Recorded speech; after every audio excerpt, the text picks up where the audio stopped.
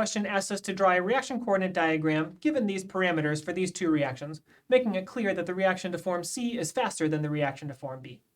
Let's just jump right in. We'll start with our starting material. That's A.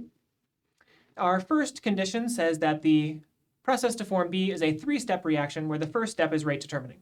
The first step is rate determining. That means it's very high. We go to one intermediate. That's one step. And then a second intermediate. That's two steps. And then finally, we form our product B.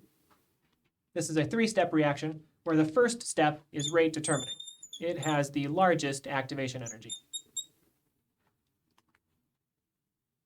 The second condition is the equation to form product C. Product C, it says, is a two-step reaction where the second step is rate determining.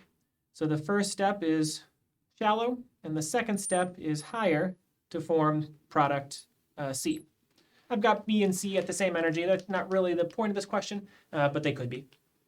But what is important here is that the activation energy for the second step is the largest activation energy. The second step is rate determining to form C. This reaction coordinate diagram shows a two-step process to form C, where the second step is rate determining, a three-step process to form B, where the first step is rate determining.